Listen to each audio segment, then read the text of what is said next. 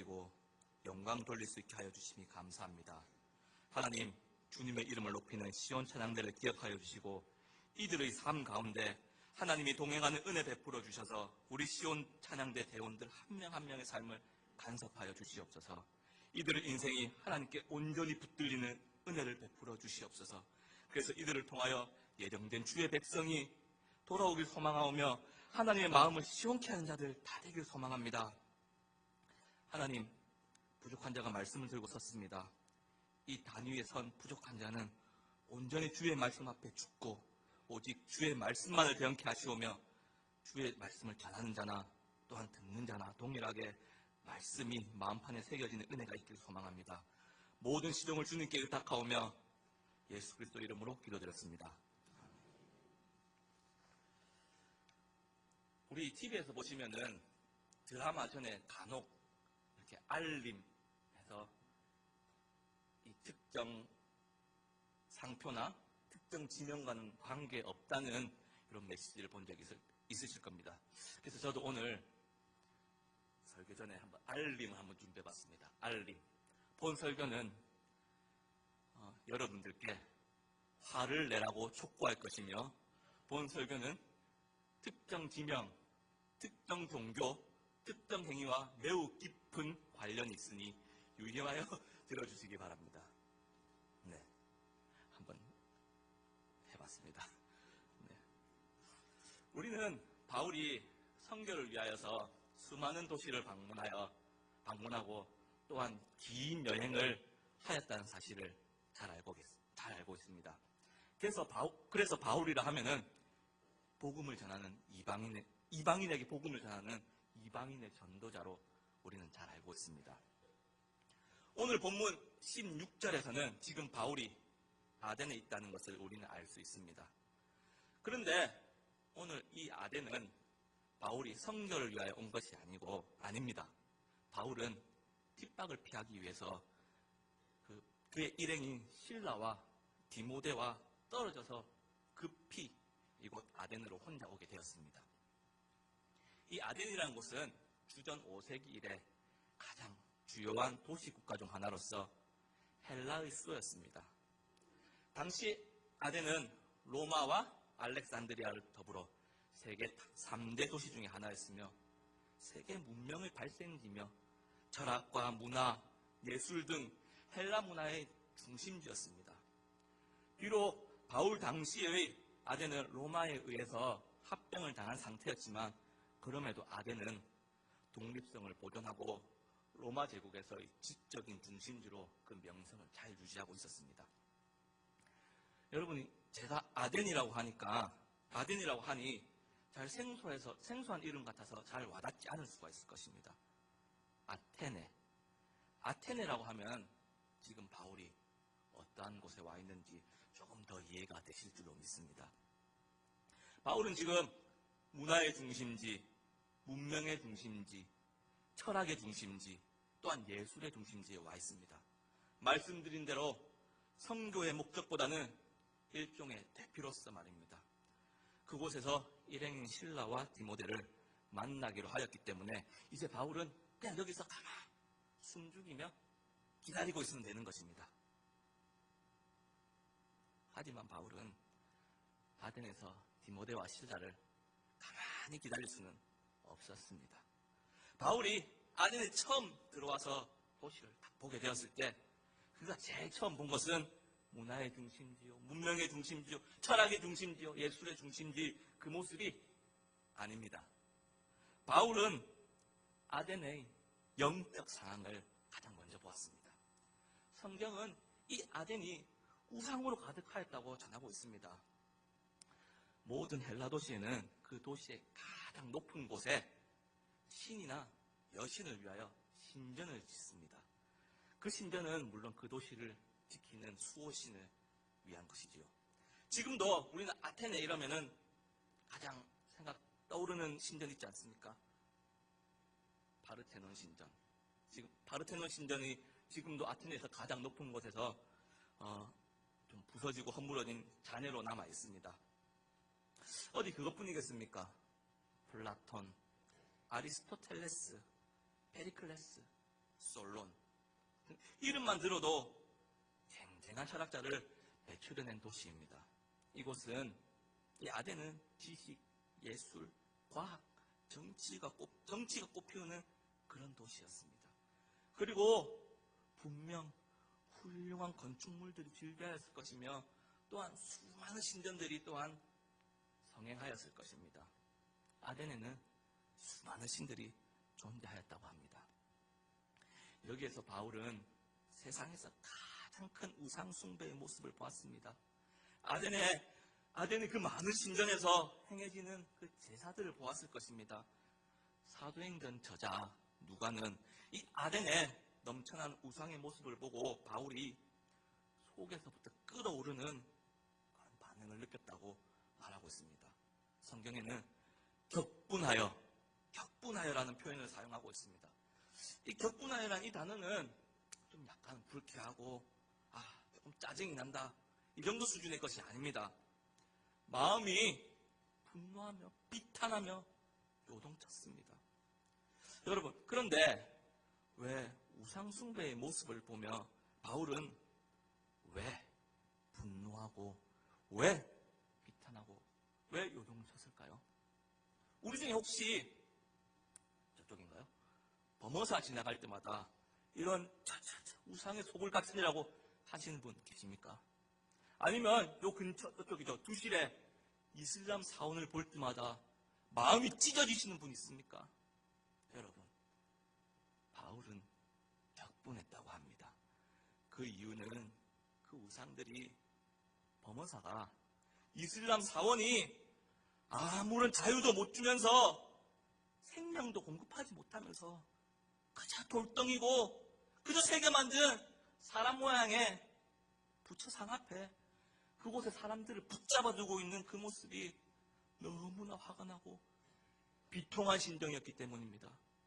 인류 최대의 지성의 중심지 아덴이 죽어있는 우상 따위에게 아무런 생명도 주지 않고 아무런 자유도 주지 않는 그 돌덩이한테 숭배하는 그 모습에 지금 바울은 화가 난 것입니다. 만약 저 같으면은 이 분노함과 이 비통함 때문에 아덴은 안 되겠다, 아무리 잘해보려고 해도 이 아덴은 가망이 없는 곳이야, 아덴에서 나는 복음 전하는 일을 못하겠다, 여기는 복음이 들어갈 곳이 아니야 하고 말아버릴 텐데, 그런데 오히려 이 아덴의 영적 상황에 대한 이 바울의 분노는 복음을 전하는 열정으로 이어집니다. 그래서 저는 이 바울의 분노를 거룩한 분노 또는 거룩한 격분, 이렇게 생각을 하였습니다. 여러분, 우리는 복음 전도의 이 열정 아래 존재하는 이 거룩한 분노를 잘 파악하고 그리고 거룩한 분노를 내셔야 합니다. 교회에서 제가 감히 여러분께 분노를 내야 한다고 하니 제가 무슨 싸움을 조장하고 그러는 것은 아닙니다. 우리 주변 한번 둘러보십시오. 제가 얼마 전에 주일 아침에 교회를 오는 길이었습니다. 제가 부산대학교 셔틀버스를 타고 저 위에 내려서 교회로 걸어 내려오고 있었는데 저는 참 기가 막힌 광경을 보았습니다. 어떤 중년의 아주머니께서 저와 같이 내려가는 길을 가다가 갑자기 멈추더니 우리 교회 요 위에 또 절 하나 있지 않습니까? 그 건물덩이를 보고 아주 경건한 마음으로 손을 모으고 고개를 푹 숙이는 모습을 보았습니다. 이 아주머니는 분명 그 절에다가 그 건물덩이에 분명 어떠한 종교적 경외감을 가지고 거기다 고개를 푹 숙이고 예를 표했을 것입니다. 저는 그 광경을 보고 그 아주머니에게, 아주머니, 저 건물덩이에게 절한다고 뭐가 달라집니까? 저 건물을 향해 절한다고, 저 절에 절한다고 아주머니 아들이 갈 수 없는 대학을 갑자기 합격해서 갑니까? 저기 합장한다고 해서 남편 사업이 갑자기 잘 풀리고 저기 불공 들인다고 해서 인생 팔자가 바뀝니까? 이렇게 차마 입 밖으로 꺼내지 못하고 제 속으로만 이야기했었습니다. 여러분, 이런 제 마음의 생각의 근원들, 이 생각의 근원들 아래에는 분명히 거룩한 분노가 자리하고 있었을 것입니다. 그렇지만 물론 저도 그것을 좀 표현하는 데는 아직 부족합니다. 그런데 만약 여러분이 아끼는 사람이, 정말 사랑하는 사람이 아무런 생명도 아무런 자유도 주지 못하는 저 건물덩이에 자라고 있으면 마음이 안타깝지 않으십니까? 예수 그리스도의 진짜 생명, 진짜 자유가 무엇인지 아는 우리는 저 건물덩이에 자라고 돌덩이를 향하고 또 나무 조각상을 바라보면서 비는 저들을 보면 화가 나야 합니다. 이 화가, 이 분노가, 이 격분이 바울의 그 기나긴 여행의 원동력이었으며 또한 수많은 복음 전도자들의 생명입니다. 그리고 이 분노가 저와 여러분이 복음을 전해야 하는 이유 중에 하나인 것입니다. 여러분, 화를 내십시오. 거룩한 분노를 표현하십시오. 저와 여러분은 생명 있는 진짜 복음을 가지고 있습니다. 여러분, 우리가 가진 예수 그리스도의 그 십자가 복음이 진짜입니다. 이 진짜는 우리에게 생명을 주고, 이 진짜는 우리에게 자유를 줄 수 있습니다. 건물덩이가 아니라, 돌덩이가 아니라, 나무 조각상이 아니라 복음입니다.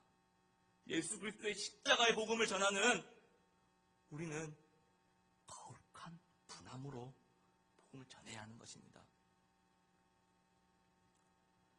바울은 어느 지역을 가나 거룩한 분노를 품고 복음을 전했습니다. 바울은 이곳 아덴에서도 지금 복음을 전하라고 온 것이 아닌데도 마음속에 이 분함을 품고 가장 먼저 회당에 들려 유대인들을 만나 설득하였습니다. 또한 장터에서도 사람들을 만나서 날마다 변론하였습니다. 회당에서, 장터에서 그는 날마다 사람들을 만나 예수 그리스도의 복음을 변론하였습니다. 여기에서 장터라고 하니 우리는 바울이 그 물건 파는 시장에서 상인들을 만나서 날마다 복음을 전했을 거라고 생각을 할 수 있는데, 물론 가능한 이야기입니다. 하지만 헬라어에서 이 장터라는 이 단어는 지금 아고라라는 단어를 사용하고 있습니다. 아고라는 분명 시장을 뜻하는 단어는 맞습니다. 또한 이 아고라에서는 그런데 아덴의 철학자들이 모여서 쟁론하고 또한 연설도 행해지는 그런 광장과도 같은 곳이 아고라입니다. 즉 바울은 날마다 광장에서 철학자들과 예수 그리스도의 복음을 변증한 것입니다. 바울은 변론을 한 것입니다. 바울은 단지 선교사나 설교자이기만 한 것이 아니라 바울은 위대한 변증가였습니다. 그는 헬라 문화의 최대 중심지에서 지성의 심장에서 그곳 사람들과 궁극적 진리에 대하여 변론을 하였던 것입니다. 우리도 이와 같이 예수 그리스도의 복음을 또한 변론하여야 합니다. 여러분, 진짜를 가지고 있는데, 진짜를 소유하고 있는데 겁이 안 나시죠? 그렇죠. 하실 수 있습니다. 바울의 논쟁 대상은 에피쿠로스 철학자들과 스토아 철학자들이라고 오늘 본문 18절은 말하고 있습니다. 이 두 학파는 사실 정반대의 주장을 하는 철학 사조로 알려져 있습니다. 근데 지금 에피쿠로스 학파, 스토아 학파, 왠지 어렵고 뭔가 복잡할 듯합니다. 그리고 여기 또 이 아덴에 이 에피쿠로스와 스토아 말고 또 다른 철학 사조는 없었을까요?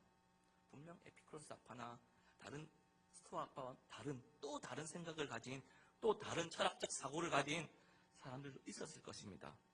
그런데 모든 아덴에 있는 그 철학의 사조들, 에피쿠로스든 스토아든 바울이 보기에 그리고 이 저자 누가가 보기에는 전혀 중요하지 않은 듯합니다. 사실 서양 철학사를 공부해 보면은 에피쿠로스 학파나 이 스토아 학파에 관한 책들만 해도 사실 양이 방대하고 어마어마한 양이 될 겁니다. 하지만 성경은 딱 한 줄로 이들을 정리해 버립니다.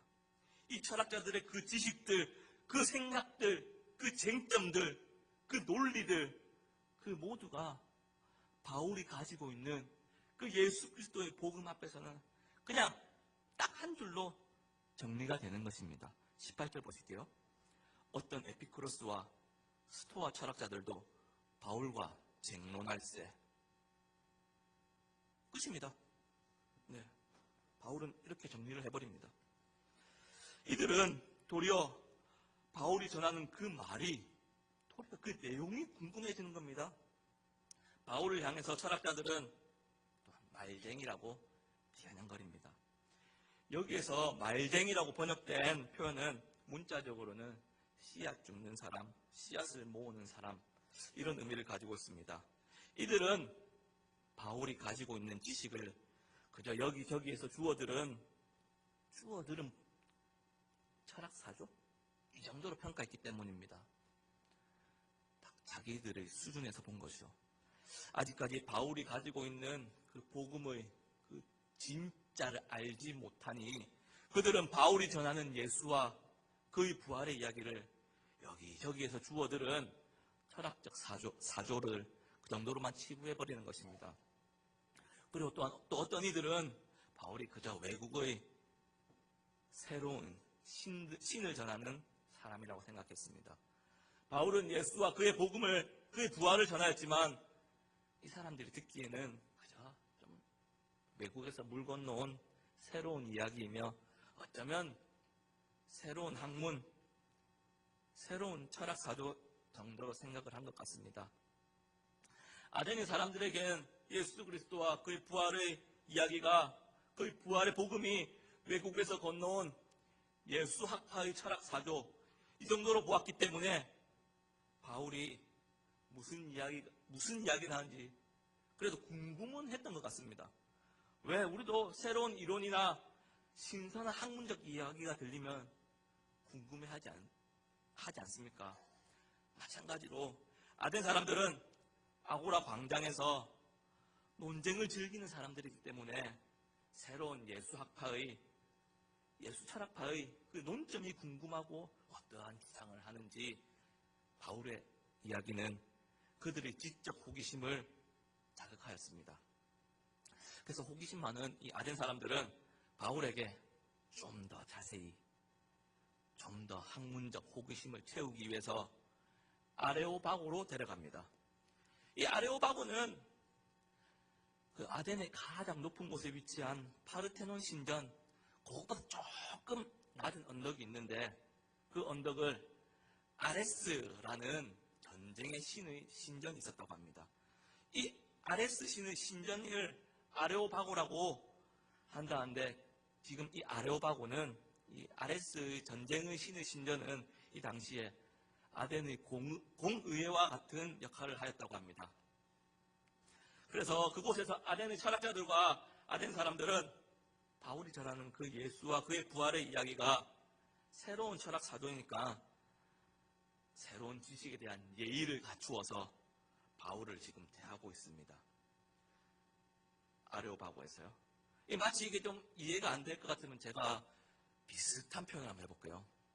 우리로 말하면 의회에서 교육위원회가 열리니까 바울이 당신이 그 새로운 이론을 가지고 있는데 우리 의회에 좀 와서 그 당신이 가지고 있는 그 새로운 그 이론에 대해서 강연을 좀 해달라. 뭐 이런 부탁을 받을 정도가 아닐까요?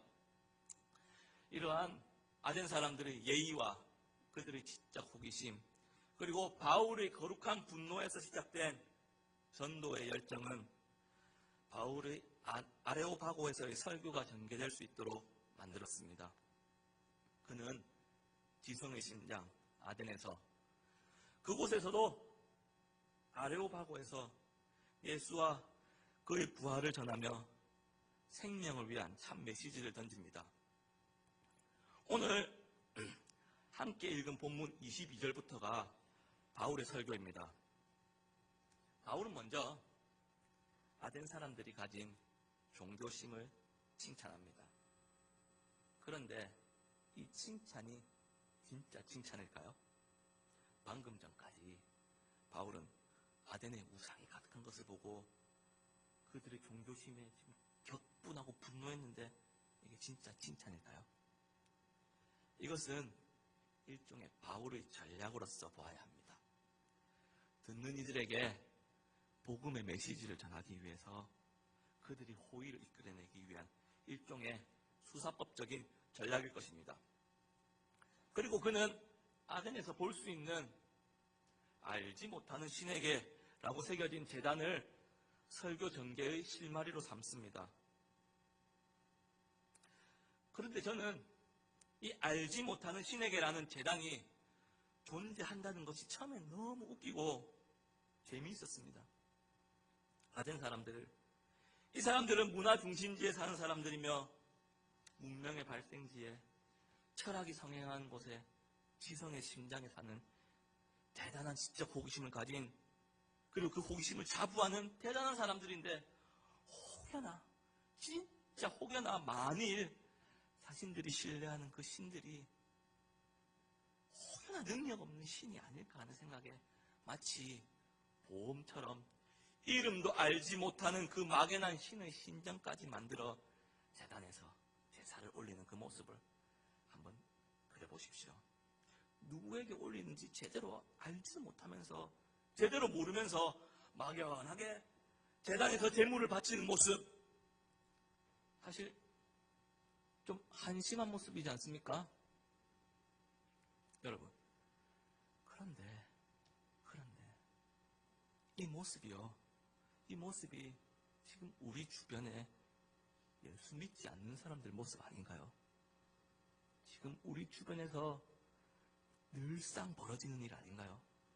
길을 내려가다가, 길 걸어가다가 건물덩이한테 손 모으고 절을 하는 거.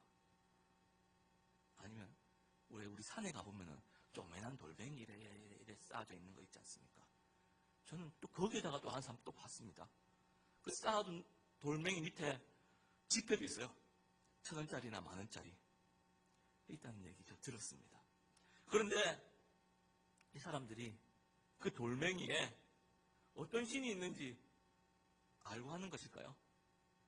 마치 잘 되면 좋고 안 되면 그만이라는 수준의 막연하게, 정말 막연하게 보험 같은 우상숭배 아닌가요?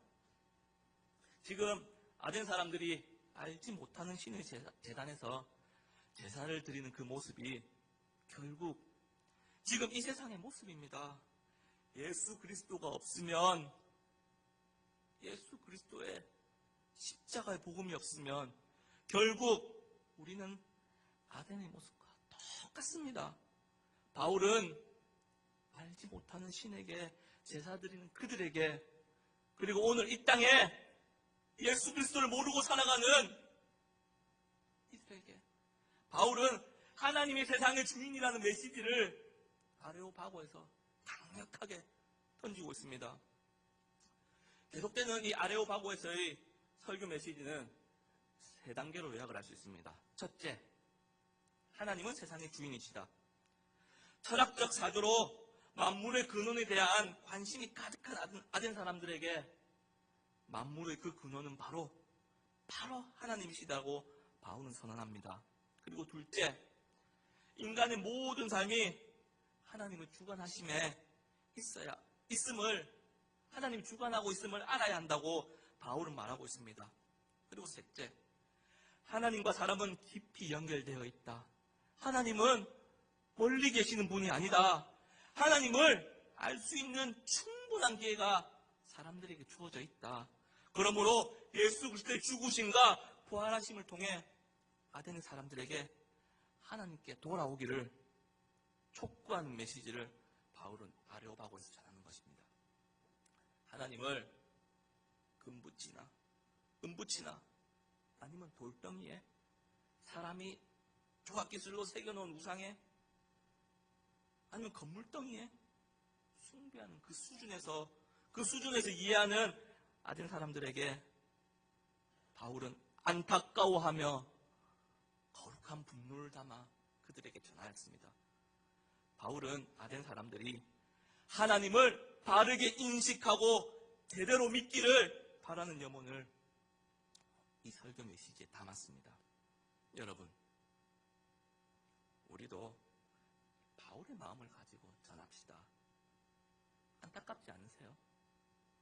제발 하나님을 바르게 인식하여 돌덩이에 절하고 건물덩이에 절하는 사람이 새겨 만든 조각품에, 여러분 조각품 그냥 장식품 아닙니까? 들고 다니는 거. 아니면 길가에 쌓아둔 돌멩이에 알지 못하는 신에게 단을 쌓는 사람들에게 제발 제대로 믿기를 바라는 마음으로 예수 복음, 우리를 생명으로 이끄는 복음, 우리를 자유케 하는 그 복음, 그 말씀을 우리는 전해야 하는 것입니다. 그런데 혹 바울의 아덴에서의 이 설교를 실패한 것이라고 말하는 사람들이 있습니다. 이유는 그의 설교를 통해 복음을 받아들이는 사람이 몇 명 안 된다는 이유로 말입니다. 사실 오늘 본문 34절에서도 바울의 설교를 통해 예수를 믿기로 작정한 사람은 얼마 되지 않다는 것을 우리는 찾아볼 수 있습니다. 그런데 제가 이 본문을 연구하면서 뚫어지게 쳐다봤는데 성경은 이 아덴에서의 이 바울의 복음 전함을 실패했다고, 바울의 아덴에서 이 설교 메시지는, 바울에서 이 아덴에서의 전도는 실패한 것이라고 결코 말하고 있지 않습니다. 그리고 또한 성경 전체를 봤을 때 누가 바울을 실패한 전도자라고 말합니까? 바울은 분명 아덴에서 복음의 본질을 훼손하지 않았고 인류 최대의 지성의 중심지, 문명의 중심지, 예술의 중심지에서 소위 지성인, 소위 지식인, 소위 철학을 좀 안다는 사람들에게, 아덴 사람들에게 하나님께로 초대하는 길을 보여준 것입니다. 복음을 받아들이고 말고는 하나님의 작정사항입니다. 사람의 마음을 움직이시는 분은 하나님이십니다. 복음을 가진 사람은, 복음을 가진 우리는 저 돌덩이에 절하고 건물덩이에 절하고 나무 조각에 돌멩이에 절하는 그들을 보고 안타까워하는 심정으로 거룩한 분노를 품고 최선을 다해서 복음을 전하면 되는 것입니다. 최선을 다해 우리는 복음을 전할 뿐입니다. 사랑하는 장세 성도 여러분, 우리는 거룩한 분노를 품고 복음 전합시다. 화를 내세요. 잊지 마십시오. 여러분은 진짜 복음을 가지고 있습니다. 예수 복음, 생명 있는 복음, 우리를 자유케 하는 그 복음을 여러분 가졌습니다. 화를 내시고 거룩한 분노를 품고 복음 전하는 우리가 되길 바랍니다. 기도하시겠습니다.